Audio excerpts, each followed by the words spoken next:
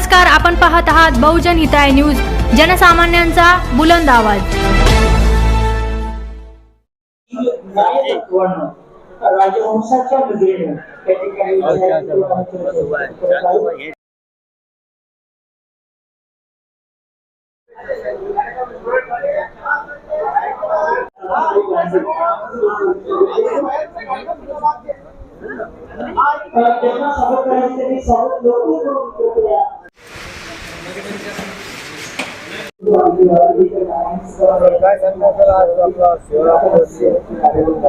सर्वप्रथम सर्व नागरिकांना, माझ्या चाहत्यांना, माझ्या खात्यातल्या सर्व अधिकाऱ्यांना, कर्मचाऱ्यांना सप्रेम जय भीम, नमस्कार, सत श्री अकाल, खुदा हाफिज।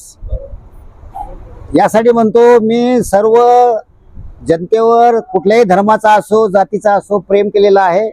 त्यांना जे काही आदर्श आहेत त्यांच्या आदर्शामध्ये मी सगळ्यांना नमस्कार केलेला आहे। आणि आज या ठिकाणी माझी जी काही सेवापूर्ती होते आहे त्या सेवापूर्ती निमित्त जमलेले सर्व माझे अतिशय प्रिय असलेले पत्रकार बंधू, आपण या ठिकाणी मला या ठिकाणी बोलण्याची संधी दिली त्याबद्दल मी तुमचं पहिल्यांदा मनपूर्वक अभिनंदन करतो। आणि आज जे काही मी या जिल्ह्यामध्ये छत्रपती संभाजीनगरमध्ये कामं केलेले आहेत, खात्याचे कामं केलेले आहेत, सामाजिक कामं केलेले आहेत, धार्मिक कामं केलेले आहेत, सांस्कृतिक कामं केलेले आहेत, वैचारिक कामं केलेले आहेत, त्याची पावती म्हणून आज एवढा मोठा जनसमुदाय प्रचंड मोठ्या प्रमाणात मला या ठिकाणी शुभेच्छा देण्यासाठी आलेला आहे। त्यांचं मी या ठिकाणी मनपूर्वक एरेकर परिवारातर्फे, विशेषतः माझ्या मिसेसतर्फे आणि माझ्या पूर्ण कुटुंबातर्फे मनपूर्वक सगळ्यांचं अभिनंदन करतो।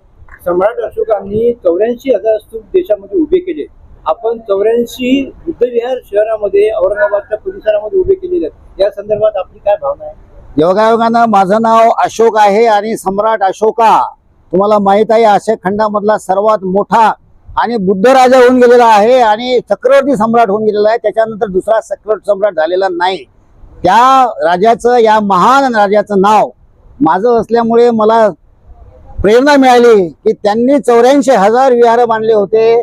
मी या कार्यकारी अभियंताच्या खुर्चीवर बसून कमीत कमी 84 विहार बांधावेत, तेही शासनाच्या विविध योजनेमधून बांधावेत अशी स्फूर्ती आली। आणि सांगायला मला फार आनंद होतो की मला हे विहार बांधण्यासाठी इथल्या सगळ्या लोकप्रतिनिधींनी नाव घेत बसलं तर वेळ लागेल, मला फार मोलाची मदत केलेली आहे। आणि माझ्या खात्यातल्या वरिष्ठ अधिकाऱ्यांनी आणि कनिष्ठ अधिकाऱ्यांनी अतिशय मोलाचं सहकार्य करून माझं हे स्वप्न होतं की मी 84 विहार कमीत कमी या ठिकाणी बांधेल आणि ते स्वप्न 100 विहार बांधून पूर्ण झालेलं आहे। आणखी सुद्धा या विहाराची कामाची आणि इतर योजनांची जी काही आहे मंजुरी ती पाईपलाईन मध्ये आहे, ती लवकरच प्राप्त होणार आहे। मी जरी समजा रिटायर झालो तरी पण माझे खात्यामधले असलेले संबंध, ओळख, त्या माध्यमातून मी पुढे हे काम पूर्णत्वास नेणार आहे आणि त्यासाठी आपल्या सर्व जनतेचं सहकार्य मला अपेक्षित आहे। सेवेत असताना, कार्यरत असताना एखादा अविस्मरणीय क्षण कोणता?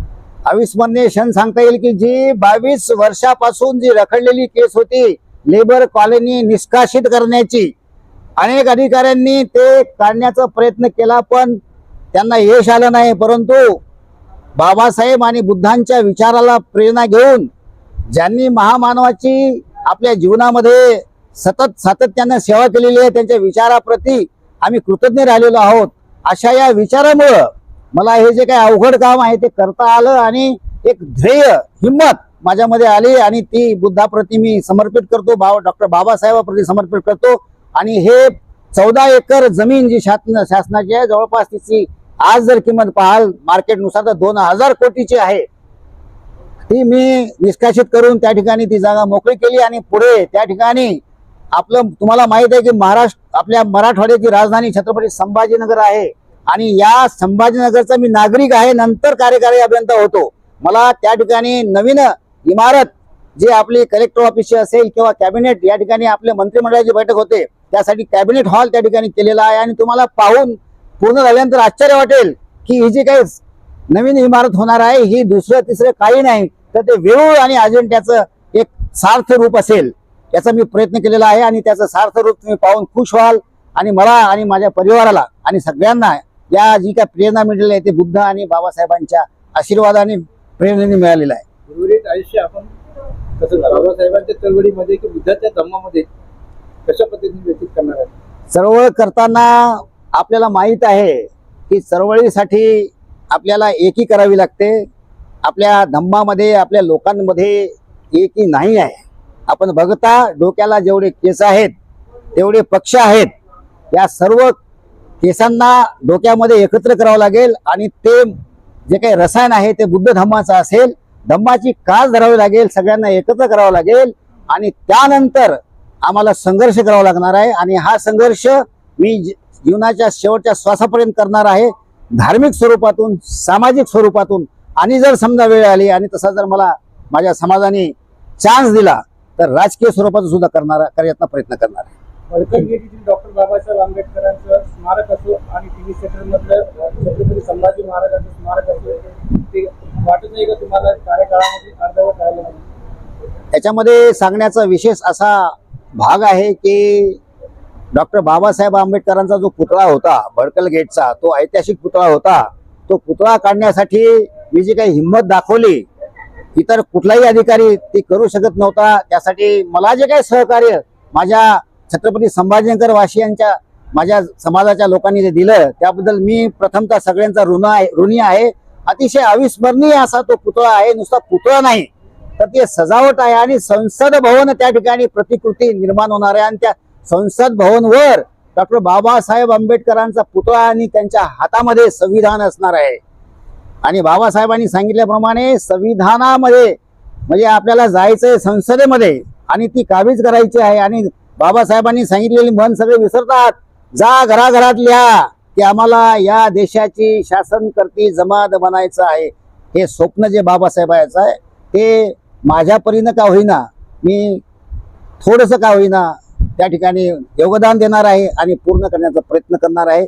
त्यासाठी तुमची साथ लागणार आहे. राहिलं पुतळ्याचं काम, पुतळ्याच्या कामाचा जो काही निविदा आहे ती आपण महानगरपालिकेला दिलेली आहे. निविदा अंतिम स्टेजमध्ये आहे आणि निविदा झाल्यानंतर पुतळ्याचं काम तर सुरूच आहे. पुतळा बराच वर आलेला आहे. पुतळ्याचं काम म्हणजे संविधान आपल्या त्याचं संविधानाचं काम, आपल्या संविधान भवनाचं काम सुरू झालेलं आहे. आणि ते काम अतिशय कलाकुसरीचं आहे, साधं काम नाही. त्यासाठी लागणारा दगड राजस्थान म्हणून आणणं सुरू आहे. त्याचं प्रतिकृतीचं काम इतर ठिकाणी चालू आहे. ते काम झाल्यानंतर त्या ठिकाणी लावण्यात येईल. तर मी बांधवांना पुन्हा समाज बांधवांना विनंती करेल की जास्त गडबड न करता सहकार्य करा. अतिशय अप्रतिम असं काम हे माझ्या काळात झालं नसलं तरी पुढे होणार आहे. त्याच्यावर वाच राहील, माझा राहील, तुमचा राहील, सगळ्यांचा राहील. अप्रतिम काम ते होईल. त्याचप्रमाणे छत्रपती संभाजी महाराज यांना आपण बुद्धभूषण म्हणतो. वयाच्या 14 वर्षी ज्या राजाने बुद्धभूषण ग्रंथ लिहिला त्यावरून तुमच्या लक्षात आलं की त्यांचा कशाचा अभ्यास होता, त्यांचा बुद्ध धर्माचा अभ्यास होता. परंतु हे लोकांना कळालं नाही. त्यांना छलकपटांनी मारलं.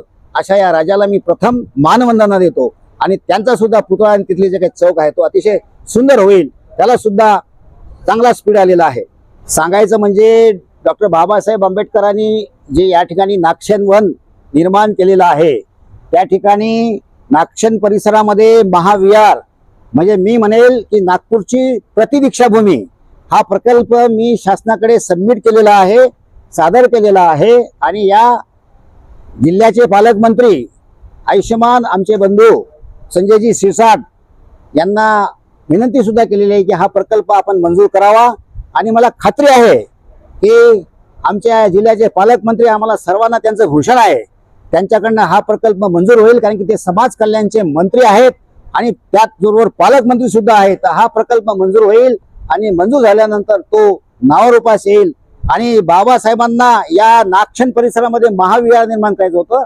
बाबासाहेबांच्या संकल्पेप्रमाणे त्या महाविहाराची निर्मिती आपण केलेली आहे. त्या ठिकाणी मेडिटेशन असणार आहे, रिसर्च सेंटर असणार आहे, लायब्ररी असणार आहे आणि बाबासाहेबांना अपेक्षित असलेलं संविधान भवन सुद्धा असणार आहे. असं 2 एकरचं जे काही क्षेत्र आहे ते त्या ठिकाणी निर्माण होईल आणि ते आपल्या सगळ्यांना आदराचं स्थान होईल. हा प्रकल्प माझ्या काळात ऍक्च्युअली मंजूर व्हायला पाहिजे होता, पण काही कारणास्तव झाला नाही. तो होईल अशी आपण आशा बाळगूया. आपण आंबेडकराईट लोक आहोत, बाबासाहेबांचे लेकरं आहोत आणि मी बाबासाहेबाचा भीमसैनिक आहे आणि पाईक आहे. त्यामुळे जे कोणी माझ्या नंतर बसेल त्याच्याकडनं ते निश्चितपणे काम मी करून घेण्याचा प्रयत्न करेल.